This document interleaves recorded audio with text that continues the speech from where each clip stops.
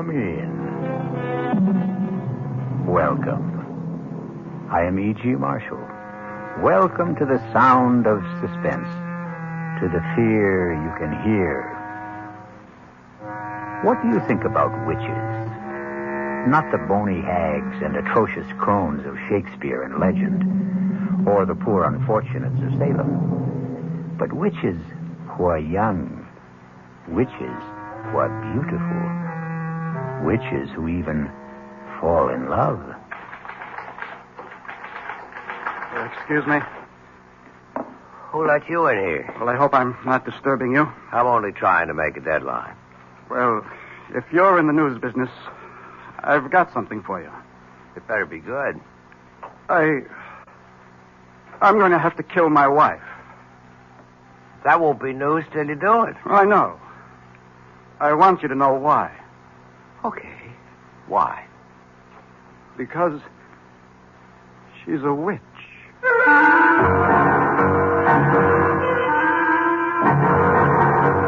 Our mystery drama, I Warn You 3 Times, was written especially for the Mystery Theater by Sam Dan and stars Joan Loring. I'll be back shortly with Act 1.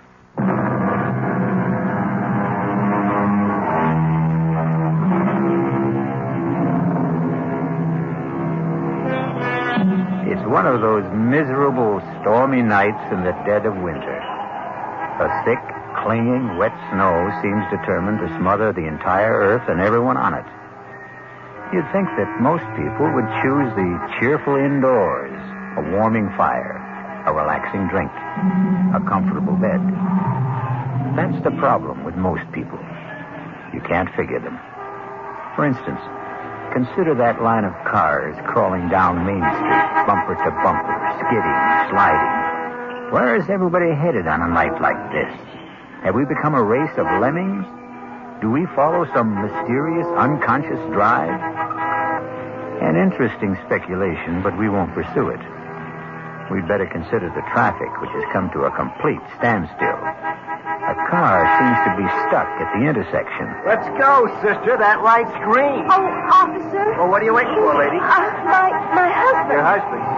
The light was red, and he said he wanted to step out and clean off the rear window. Hey, mister. You finished back there? He just stepped out. It was a moment ago. Tom? Well, maybe he slipped in the snow. Tom, are you all right? Lady, ain't nobody around the back. But he just went out. Yeah, to clean to clean the rear window. That's what you said. But what could have happened? Just sit there a minute, lady. Hey, lay off of that horn. I know you got one. What's wrong, officer? Did you see a guy get out of that car up? Did I see a guy get out of the car? Did you? Huh? Are the police after someone and escaped? Oh, come on, Buster. Just tell me. Did you see a guy cleaning off the rear window of that car up front? Well, to tell you the truth, I wasn't paying any attention. I was listening to the radio. Now, there could have been somebody, but then again, I couldn't say there was. It's not that I'm not trying to get involved, officer. I'm a citizen. I know my duty, but... Well, thank you. Officer, where is my husband? He was just there. Lady, he disappeared. How could he disappear? I don't know. I do know he ain't here. What am I going to do? Well, you can't keep blocking traffic, lady. You got to move on. Where? Well, it beats me. But you must find him. Look, you got troubles with your husband. That's your problem. But when you hold up traffic, that's my problem. Will you feed her a little gas, please? Come on, let's go. But I can't. Lady, you got to go somewhere. I can't go anywhere. I don't know how to drive.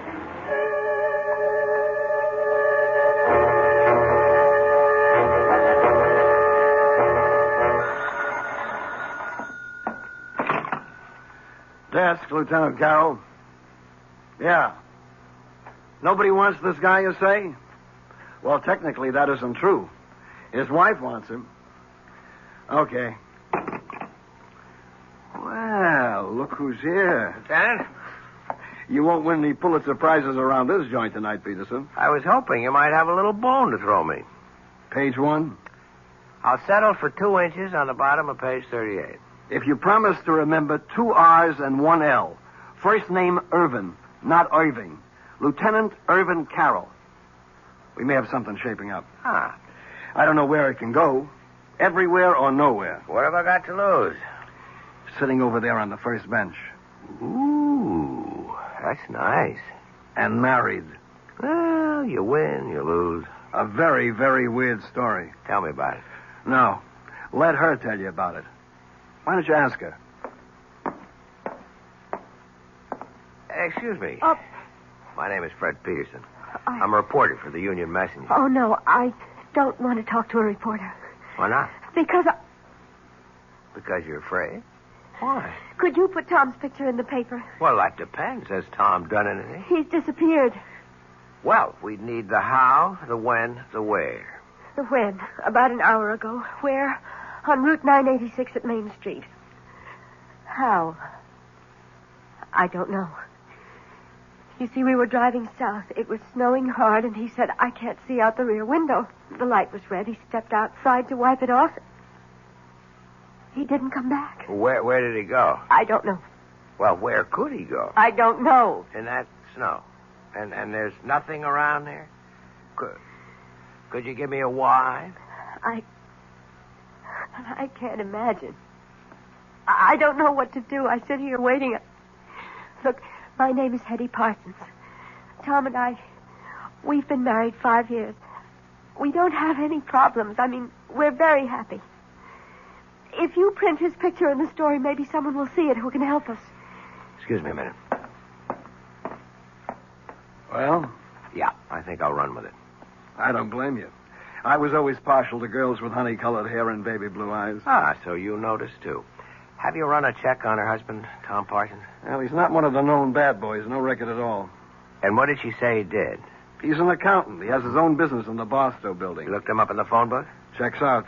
They were headed south, huh? That's what she says. If it was a trip, there should have been bags. There were. His and hers? His and hers. How does it look? What do you want from me? I don't solve crimes. I sit here behind the desk. Come on, Lieutenant. Now, this is one for you, Fred. How could a guy disappear just like that? And in that storm. There's no place to go. He could have had a car following in back of them. A friend was driving it, maybe. Well, he had to go somewhere. But why? Right now, we're treating it as missing persons. It's all we can do. He's not wanted for anything. He's a legitimate citizen, as far as we know. He hasn't even done anything to her. At worst, he left her in a car. He hasn't even deserted her. Yet. Who was driving? He was. She can't. Well, that's abandoning her, isn't it? No. At best, we'd have him for abandoning the car. Yeah, excuse me a minute. Listen, Mrs. Parsons. Yes. Why don't you go home? I've got my car outside. Oh, no. I want to be here in case they find Tom. They'll let you know if they find him. No, I don't want to be home alone tonight. I just want to stay here. But it may be hours. It may be even days. Don't say that. I'm sorry. I'm just so jumpy and so nervous. I can't believe what's happened to me. Well, if you're going to sit here, you should have some coffee and a sandwich. Oh, I couldn't think of food. I'll be right back.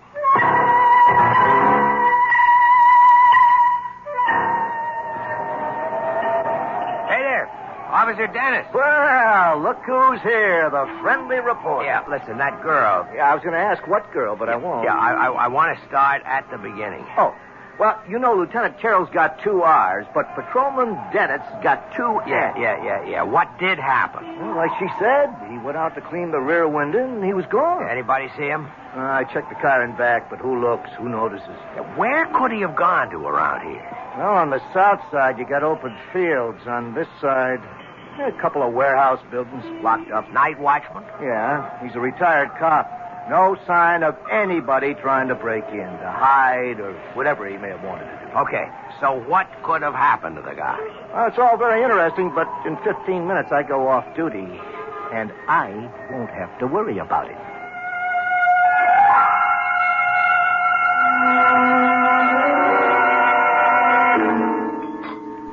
Oh, thanks. I didn't think I could touch a thing, but I must have been starving.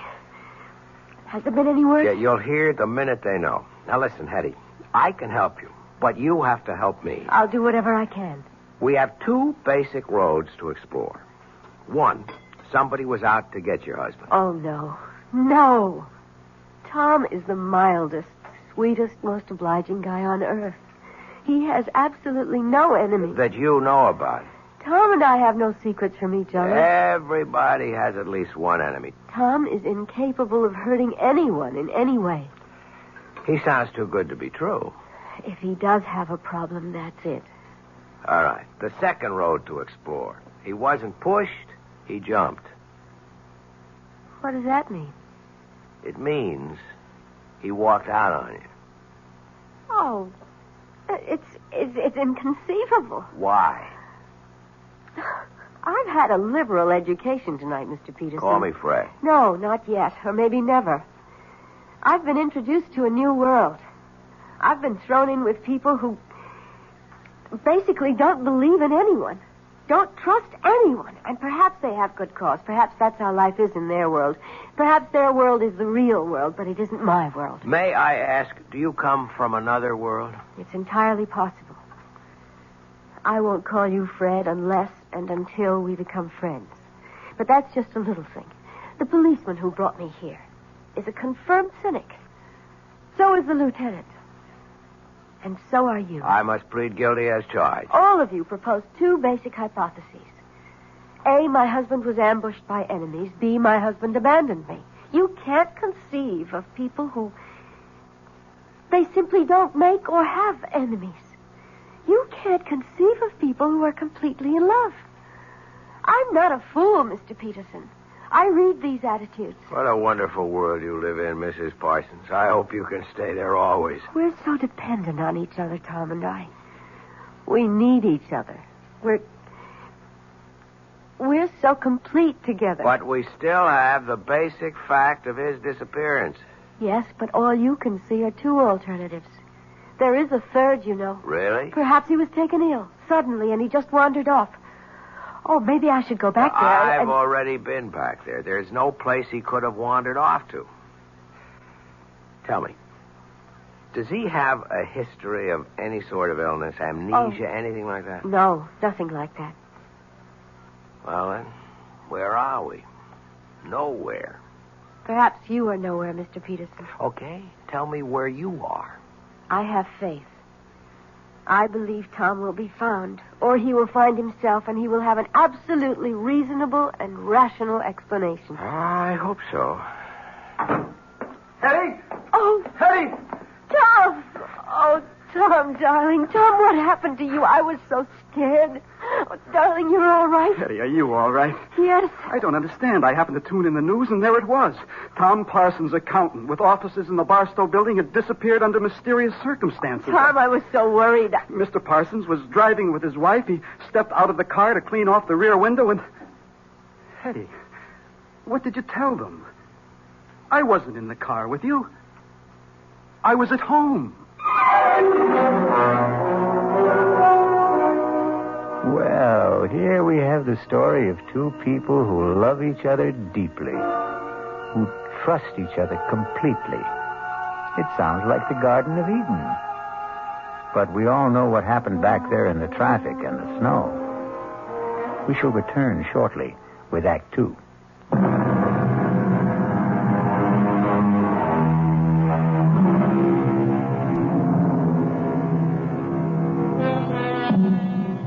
You've seen these couples, or rather heard of them. They dwell in a sea of perfect harmony, never a ripple of discord. But when they do have a disagreement, well, it's a beaut. Here we have Fred Peterson listening to Hetty and Tom Parsons having a fantastic difference of opinion. Tom, how can you say that? Hetty, darling, I was not in the car with you. I was home. Home. You said, let's get out of this miserable cold and snow. Let's head south for a couple of weeks. Hetty, when did I say that? How could I say that? You know I'm swamped with work at the office. You came home this afternoon, Tom. You said, how would you like to leave for Florida tonight? And I said, give me an hour to pack. Excuse me. Who's he? Oh, he's just... I'm just Fred Peterson of the Union Messenger. A reporter? Oh, please, don't be alarmed. I assure you it's a thoroughly respectable profession. Well, I see no point in emblazoning this all over the newspapers. Is there anything to emblazon, as you put it? This is a private affair. Tom, tell me what happened. What happened to you after you left me? Hetty, I told you I never left. Tom. How could I have left you? I wasn't with you. Oh, no, Tom. This time I have witnesses. The police officer, he knows you went out to clear the rear window. How does he know? Because he... Because you told him. Mr. Parsons, now, obviously your wife seems distraught. I would suggest... Keep your suggestions to yourself, Mr. Peterson. Don't you dare imply that I'm overwrought or nervous or hysterical. I am completely calm, extremely rational, and absolutely in command of myself. I know what happened this evening. Mr. Peterson, this is obviously a private matter between my wife and me, and nobody's business but ours. What did you mean, Mrs. Parsons, when you said that this time you had witnesses? Have there been other times when... Hetty, it doesn't do us any good to air this in public. All right, Tom. Take me home. Let me talk to that officer at the desk there. Find out if there's anything we have to do. Well? Well, what? Friend, husband, Tom. He didn't turn out to be quite as advertised. And what is that supposed to mean? He isn't quite the sweetest, mildest, most obliging guy on earth, is he? He is to me. I guess it's all a matter of how these words are defined, isn't it? And about this oh-so-complete understanding between the two of you. Won't you at least admit you're having a difference of opinion right now? I don't have to admit anything. Okay, don't shoot. I'll go quietly. Are you sure you really want me to go? Please. Regardless of what you say to me. You are in trouble. No, don't deny it. Well, what if I am? I'd like to help you. Why? Because... Would you want to help me if I were middle-aged and fat and sloppy and ugly? It isn't 10 minutes ago. You accused me of living in a world where no one trusted the next fellow or believed in him. You accused me of being a confirmed cynic. Is it possible you don't remember what you say from 1 minute to the next? I'm sorry. Don't be. There's a great deal to what you said. You're kind, but no one can help me. I could try. And no one should try either. Why not? It's too dangerous. That was the wrong thing to say to me. I'm warning you. You're only getting me in deeper. Please, For Fred. openers, my business is to take chances and get myself into... Hey, you know what happened? What? You called me Fred. Oh, I'm sorry. I shouldn't have. But you did. And that means we're friends. Look, I only You're want... the one who set up the ground rules for this thing. First names are for friends only. Please, forget what happened here tonight. I warn you. You've already warned me twice. It won't work. I can only warn you 3 times. Do you mean you keep score? Please don't joke, Fred. You keep saying the wrong word, or I should say the wrong name. The wrong name is Fred. You can't call me Fred and expect me to forget everything. I warn you. I warn you for the 3rd time. Forget all about tonight for your own sake, for your own safety. And after saying all that, you still expect me to forget about it. Tell my husband I'll wait for him outside in the car. Wait a minute, Hetty. I warned you, Fred. I warned you 3 times. Now, goodbye. Where's my wife? She said she'd meet you in the car. Mr. Peterson, if I were you, I'd forget everything that happened tonight. Is that a threat? No. A warning. That's all I've been getting around here, warnings. Well, for your own good, take them seriously. And if I don't? You'll regret it for the rest of your life, which may not be a long one. You still insist that you're not threatening me? I'm only trying to help you. Really? And why should you do that? Why? I don't know why. Maybe it's because the last guy tried to help me. What last guy? I didn't listen to him. The last guy? What do you mean? Nothing. Forget it. You know, with you and your wife, it seems, everything turns out to be nothing and forget I it. don't think it matters now. I have an idea. It's already too late for you. I'm sorry. Good night, Mr. Peterson. Hey, Fred. Fred. Yeah, Lieutenant, I'm coming. Well? Well, what? There's nothing there for us boys in blue. What's in it for the 4th Estate? Looks like he's trying to drive her nuts. It could also be the other way around. I don't think so. Because of that honey-colored blonde hair? Lieutenant, you always know where the exposed nerve is. Just stop and figure it. Couldn't this also be her way of trying to drive him nuts? As a reporter, I would have to say yes. But, as a man? I don't know. Well, you got a problem, Fred. How are you going to tackle it? As a reporter? Or as a man?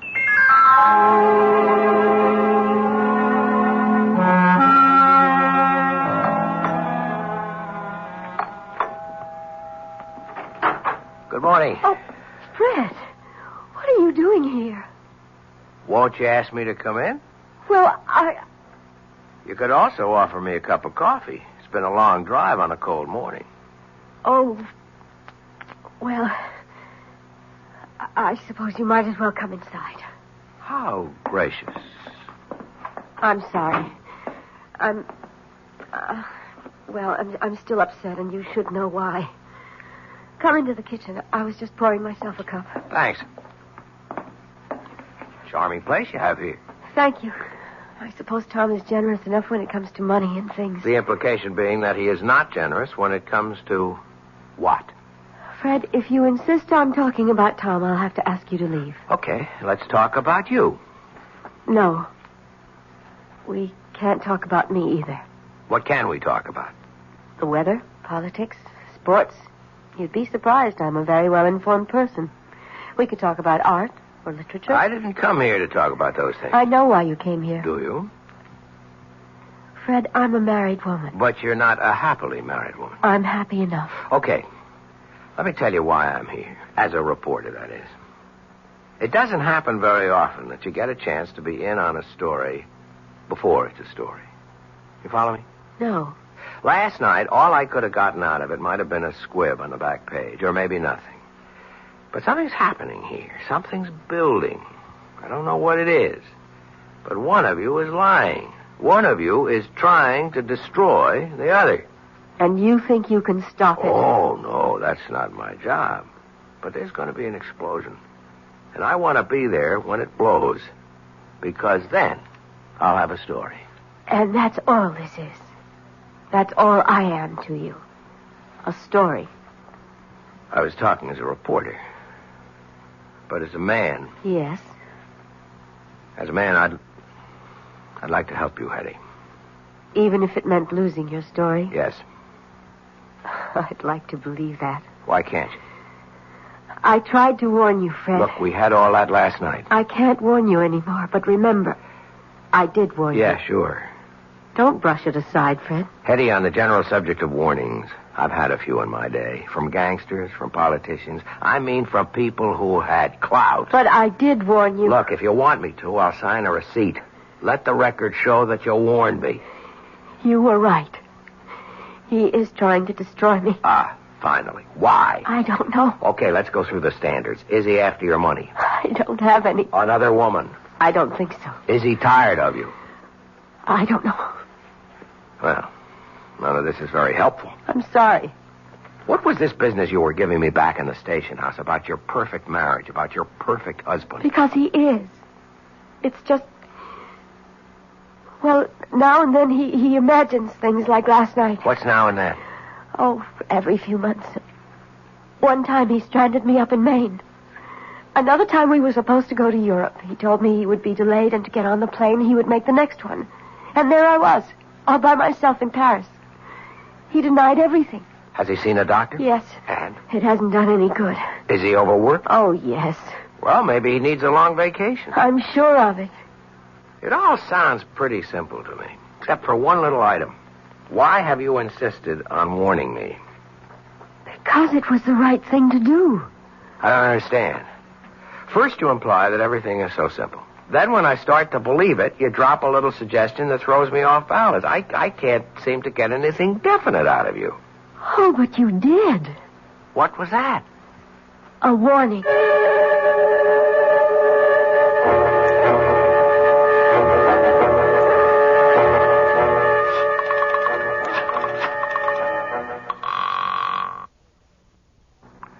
Lieutenant Carroll? Hey, Lieutenant. Yeah, how goes the Parson case? How did you know I was going to ask you about the That part? honey blonde hair. Does it really show that much? Pal, you are hooked. You know something? That's true. And she may even be playing me like a fish. So what can I do for you? Well, no crime has been committed yet, but you can bet there's one on the way. Well, till then, we're handcuffed around here. Sure, but you got all the facts. What fact? I mean, you can get at them in a routine way. Work up both of them, some past histories. That's spending the taxpayers' money. You spend the taxpayers' money every day. Something's ready to blow up there. Just be ready for it. That's all I'm asking. Actually, Fred, if you want the truth, we've already started. And? keep in touch. Yeah? They said you're in this office. Well, look who's here. Tom the piper's son. Come on in, sit down. Mr. Peterson, I've decided to tell you everything. Because I know you're in love with my wife. Oh, wait a minute. Now, there are all kinds of meaningless expressions. Wait a minute, see here, hold on, or a few. Let's dispense with them. You can't accuse me. I don't accuse you.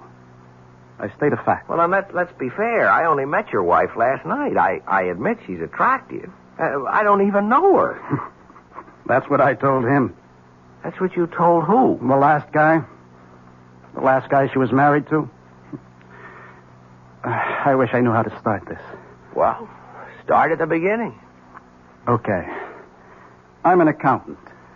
You're a reporter. Both of us are men of the world. I mean this world. You live on facts. I live on figures. So how can I tell you? How can I expect you to believe me when I say that Hetty isn't a human being at all? She isn't? No. She's a witch.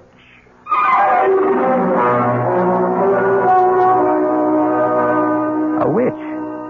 Yes, that's what he said. A witch. But how can it be? Wasn't all that witch business over and done with more than 200 years ago? Well, that's what we intend to find out shortly when I return with Act 3.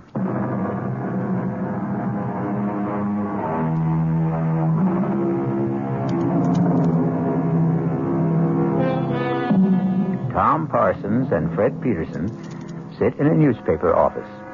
Both are young, alert, stylishly dressed, every bit the modern, sophisticated men of today. And yet, the subject, the very serious subject under discussion is witchcraft, of all things. Well, it isn't every day a man accuses his wife of being a witch. It isn't every day a man finds out he's married to one. I can only say it's incredible. I know. That's what I said when he told me. When who told you? The last guy. Tell me about the last guy. I met Hetty on a cruise ship about 5 years ago. She said her husband had just somehow disappeared. She was distraught. You know, she does the distraught bit to perfection. I know nothing of the kind. What happened? Had he fallen overboard? Well, that's what she made everybody think. Till we got a radiogram from shore. He claimed he knew nothing about the trip. Well, either he had boarded the boat or he hadn't. Okay, let's get all of that cleared away. There was a ticket in his name. There were some people who claimed they had seen him. The trouble is, there was a pretty drunk bon voyage party. Most everyone was in no shape to remember anything. Oh, yes, the steward did claim to have seen him aboard, but... But? I'm convinced the steward was bribed. So I bought her story. I fell in love with her. Just as you did. And I helped her kill him. Just as you're going to help her kill me. You know what I think? I know what you think. You think I'm a nut. You could look it up. 5 years ago, Stacy's Mountainville Lodge in the Adirondacks. She called me. She was desperate. Come up here. He's going to kill me. I flew up. I found them. They were near a cliff. She was screaming for help. I started fighting him off. I guess he slipped. He fell over the side. He was killed. Look it up. Coroner's office. You'll see. An accident. Let's assume I buy all this. How does it make her a witch? Oh. She told me. She'll tell you afterwards. She's a witch. She falls in love with men, gets tired of them, and destroys them. I think you must be... I know. I'm here to warn you. But I'm going to kill her first. Let me get you a cup of coffee. You're a fool. I'm here to save your life. Sure. Okay. Look her up. I mean that. See if you can find a trace of her. See if you can find out where or when she was born, who her parents were. She has absolutely no background, I tell you. Don't get good excited. Lord, this is all so familiar. All of this is what he said to me and what I said to him. Back there, before I killed him. Now, nobody's going to kill anybody. I don't know you. But you look like a nice guy. Take my advice. Save yourself. Save yourself.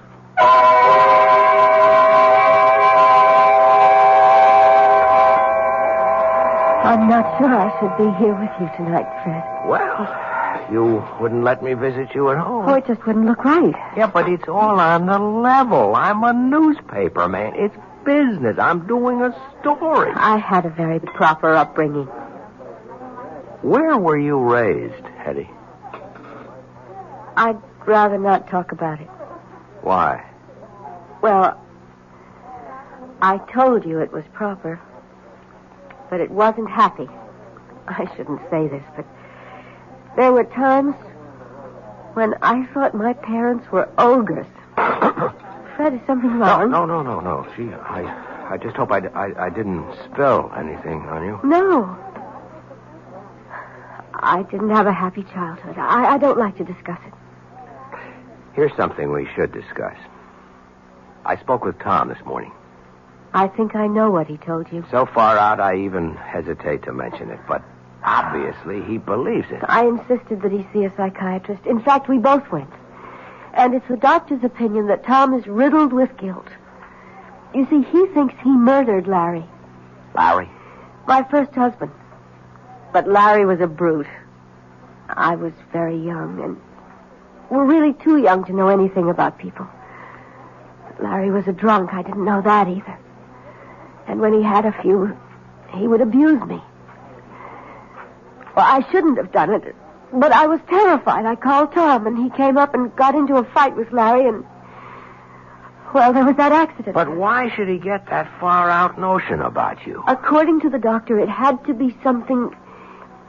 Well, something he could live with, something that could justify what he did, and he really has a vivid imagination. Strikes me as a very sober-minded person, aside He was from... a lit major at college. He became an accountant because he had to make a living.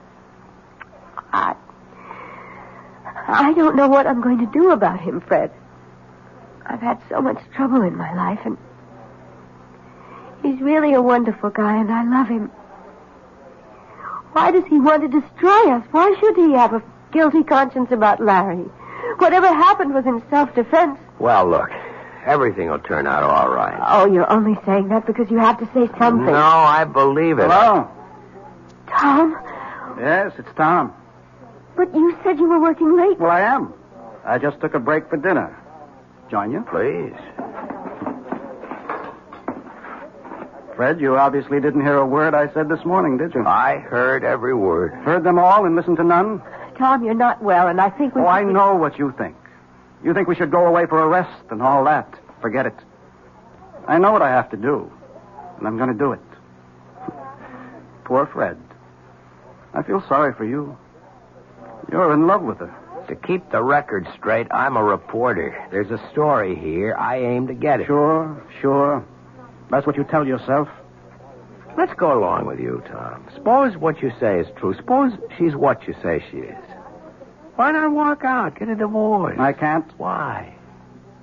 I hope you never find out. You see, she destroys you. She takes away your capacity to love, your feelings, your mind.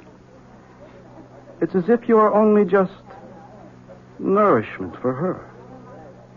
And when everything you have to give is gone, she discards you for someone else. Tom, for your own sake, I think you should be under a doctor's care in a hospital. I suppose I should. But I want to save you. It'll make up for Larry. I must apologize, Fred, for exposing you to all this. I shouldn't have come here. But you wanted to expose him to all this.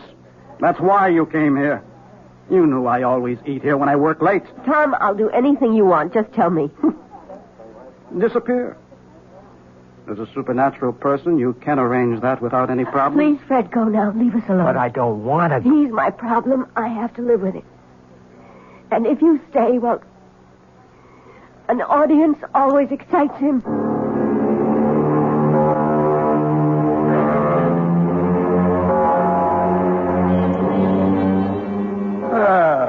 look who finally showed up. What happened to that Nobel Prize for journalism you were working on? Lieutenant, there is no Nobel Prize for journalism. Oh, well, what happened anyhow? I got off it all. Couldn't make heads or tails. Well, we're still on it. As a matter of fact, information keeps pouring in all the time. On her? On him.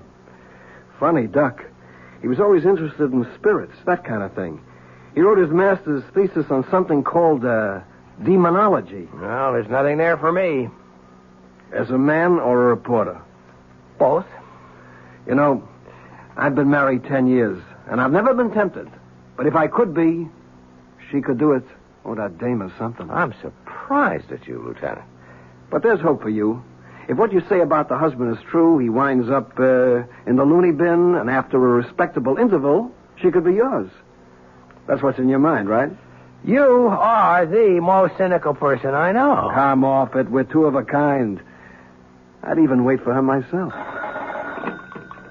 Lieutenant Carroll. Is Fred Peterson there, please? Hold on, I'll see. It's the girl you love. Cut it out. Okay, the girl we love. You hear? Yeah, I guess I'm here. Take it. Hello? Fred, I'm scared. What's the matter, Hetty? Don't ask any questions. Just come to my place. Quickly.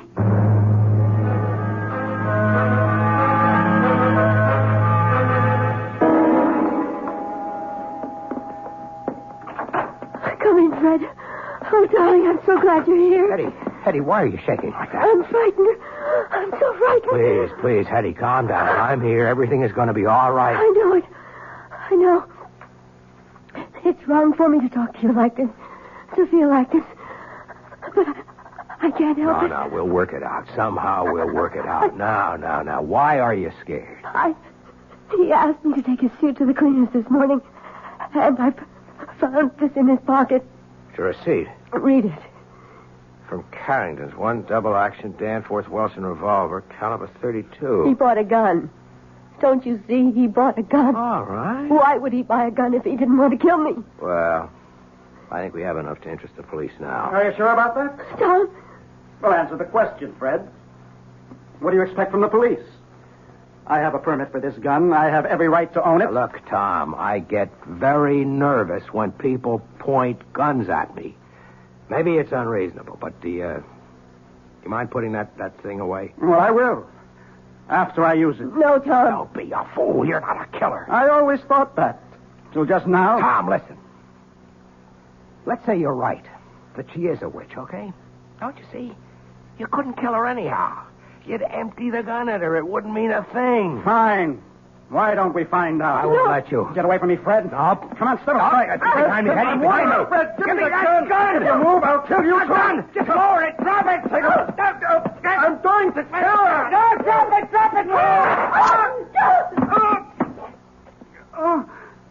Tom! You did it. Again, Eddie. It did it. Again. Call a doctor, Hetty. What for? You poor sucker. You think she's not worth it. You think she's paradise? She is. She is. But it doesn't last. It doesn't last. And then she'll kill you. She'll kill you, too. Tom. He's dead. Tom. You saw there was nothing I could do. I know. Better call the police.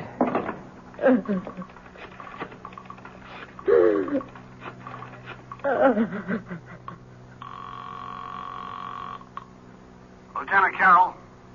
Lieutenant, it's Fred. Hey, Fred, I got news for you. What I mean is I have absolutely no news for you. Lieutenant, listen to me. You know, we drew a complete blank on that dame. We traced her back to St. Louis City Hall, where she married a guy named Larry Bellows.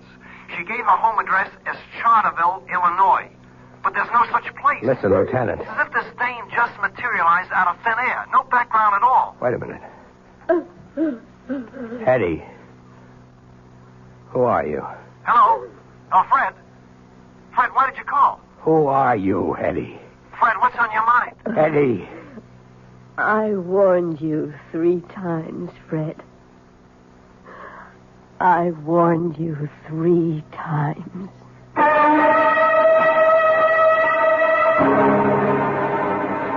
And how many warnings would you have needed? Or heeded? That's the trouble. When they have honey blonde hair, it's so hard to take them seriously. A mistake. You should always take every woman seriously. We'll be back shortly.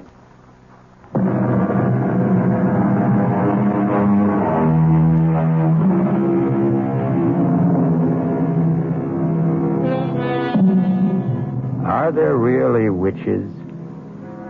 Everyone must keep his own counsel on the matter. However, if you should happen upon a damsel in distress, and she has honey blonde hair and baby blue eyes, remember, we warned you 3 times. Our cast included Joan Loring, Mason Adams, Tom Keena, Alan Manson, and Sam Gray. The entire production was under the direction of Himan Brown. This is E.G. Marshall inviting you to return to our Mystery Theater for another adventure in the macabre. Until next time, pleasant dreams.